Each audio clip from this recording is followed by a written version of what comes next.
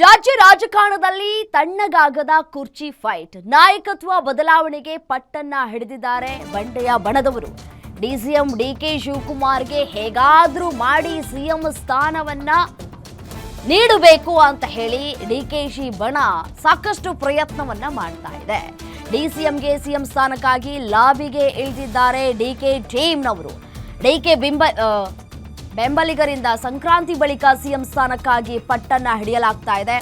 High command ನಾಯಕರ ಭೇಟಿಗೆ plan ಅನ್ನ ಮಾಡಿಕೊಂಡಿದ್ದಾರೆ ಡಿಕೆಶಿ ಬಣದವರು. ಡಿಕೆ ಸುರೇಶ್ ಜೊತೆ ರಹಸ್ಯ ಚರ್ಚೆಯನ್ನ ನಡೆಸಿದ್ದಾರೆ ಡಿಕೆ ಶಿವಕುಮಾರ್ ಬೆಂಬಲಿತ ಶಾಸಕರು.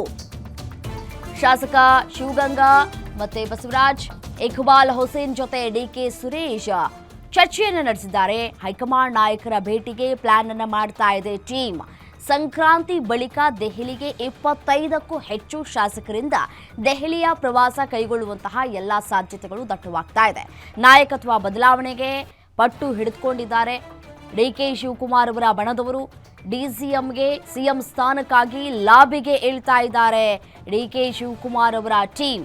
ಈ ಸಂಕ್ರಾಂತಿ ಮುಗಿದ ಬಳಿಕ ಈ ನಾಯಕತ್ವ ಬದಲಾವಣೆ ವಿಚಾರ ಮತ್ತಷ್ಟು ಕಾವನ್ನ ಪಡೆದುಕೊಳ್ಳುವಂತಹ ಎಲ್ಲ ಸಾಧ್ಯತೆಗಳು ಕೂಡ ದಟ್ಟವಾಗಿದೆ.